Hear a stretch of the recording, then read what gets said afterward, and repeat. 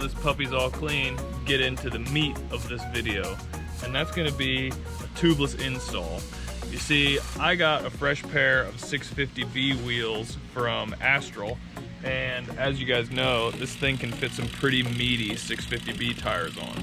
Emily and I are getting ready to head out to Colorado next weekend. I'm gonna bring this bike and I wanna have all the wheel options for all the adventures. So I'm gonna set up those wheels with some meaty 650B tires from Maxxis. And I wanted to walk you guys through the tubeless install from bare rim. So there's no tape or anything. We're gonna pull the factory tape off. We're gonna put some stands tape on and then set up some tires tubeless. I'm just gonna show you guys how easy that is, because right now bike shops are swamped. And if you don't have to take your bike into the bike shop to do a simple, tubeless sealant refresh or to do a tire swap, it means you get to keep your bike and not have it in the bike shop. You get to ride more, which is what we all want to do. So let me go get those wheels.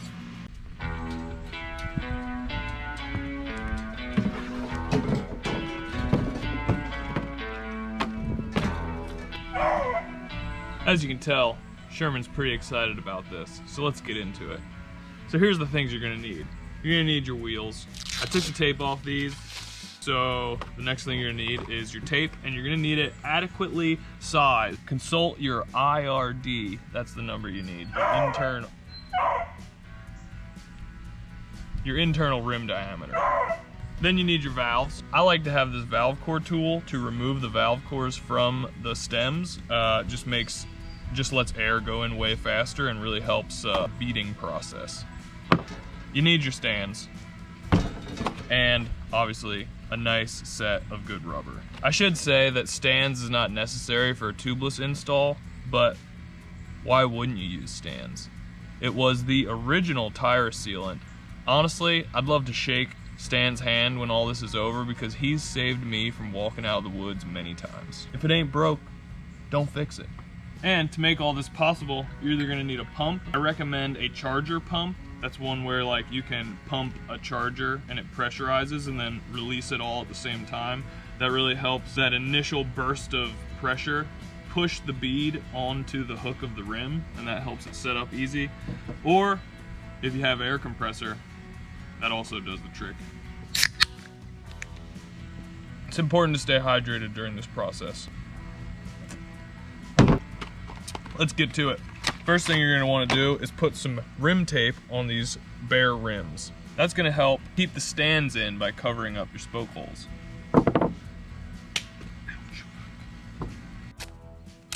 So first you wanna find your valve hole, and you wanna start about 6 inches on the opposite side.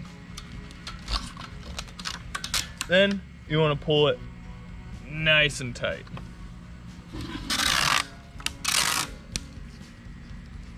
Once you get to the starting point, you want to finish 6 inches on the other side of the valve hole. So right here's the valve hole, another 6 inches.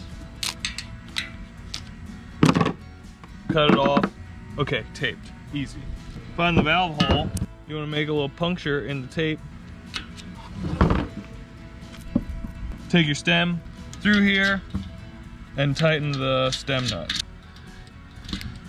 It's important here, and I must stress this, to only tighten the stem nut finger tight. There's no need to wrench down on the stem nut.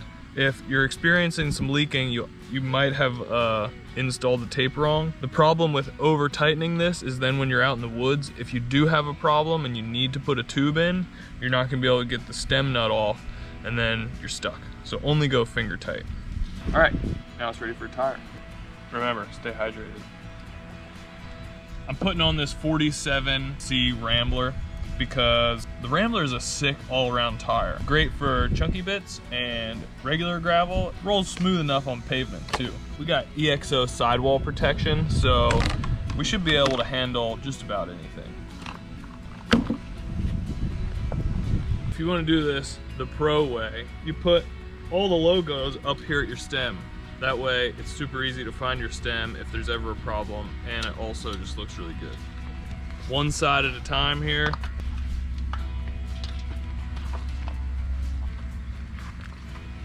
once you get the first side of the bead on, you want to make sure the whole thing is sitting in the middle of the rim, down in that little dip down there, because if it's sitting up here on the bead, it's not giving the tire enough room around to pull the rest of it up and over. This gives it enough room that it should mount more easily. Keep in mind that we still have to add sealant, so don't just put the whole thing on. Also, I know this goes against old school train of thought, but you want to finish your tire install at the valve. It actually makes it much easier to put the tire on. Leave a little gap.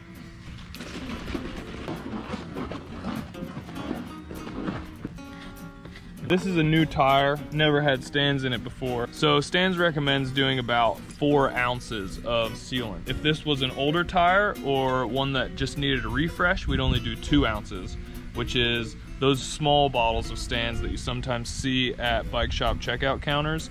Those are the 2-ounce bottles, the refresh bottles. And those can actually be added right through the stem if you take the valve core out. But we're gonna add 4 ounces or about 4 spokes worth of Stans. 1, 2, 3, 4, and a little bit for good measure. Now you turn that upside down so all the Stans is down here, and then you just work the rest of the tire on. Now you see that it doesn't look like I'm gonna have enough room to fit, but also here, the bead of the tire is on the hook of the rim. So you just wanna push that off. Make sure the whole tire all the way around is in the center of the rim. That way you get as much out of the tire as possible, and you just roll it on. Make sure your stem hole is inside both sides of the tire, not like that. Air will shoot out here, so just pull that over.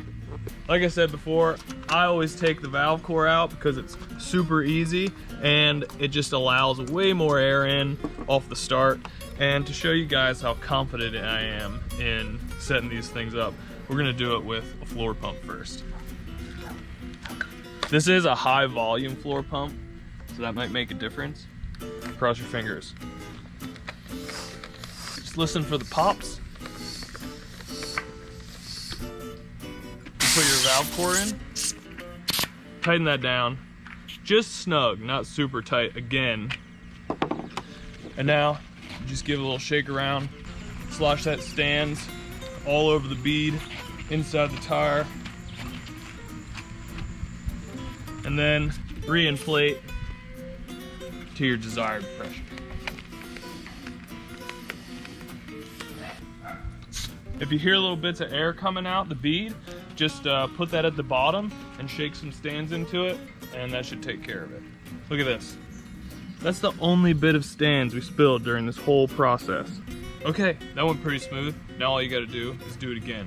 So to recap, start taping the rim 6 inches opposite the valve hole, and then go around, finish 6 inches on the other side of the valve hole. I only did 1 layer on these rims. If you find that it's really difficult to set up tubeless, then you might want to add a 2nd layer. 2, when you put the valve in, only go finger tight on the valve nut. That prevents any problems arising when you're out in the field and maybe you get a flat that Stans won't fix, or you can't plug, so you got to put a tube in. That ensures that you're able to get the valve off and you can put a tube in. When you put the tire on, make sure the bead is sitting right in the center of the rim. It should sit in that little divot. That ensures easy mounting. Right before you put the final side on, you're gonna put 4 ounces of Stans in for a fresh tire, 2 ounces in for a refresh. You wanna finish mounting at the valve. As we said earlier, that's contrary to what you may think, but it actually makes mounting the tire easier. If you're doing a refresh, you might not even have to undo the bead.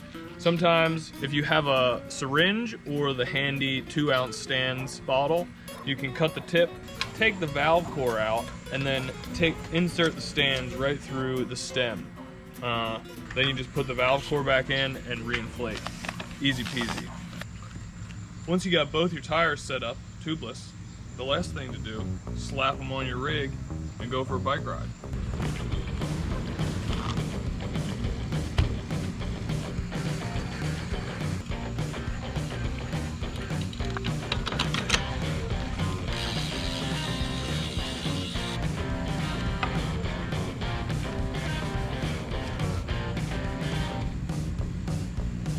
there's a wobble. You know what that means?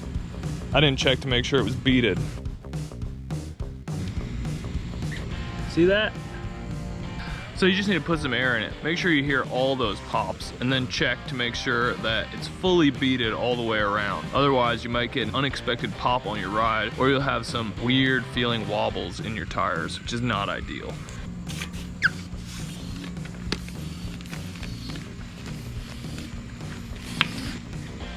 You hear that? That was it. Hopefully I showed you guys how easy that is, and you now have the confidence to tackle this project on your own. Keep your bike out of the bike shop and stay on the trails. If you have any questions or comments, leave them below. Otherwise, I'll see you guys out west, high in the Rocky Mountains.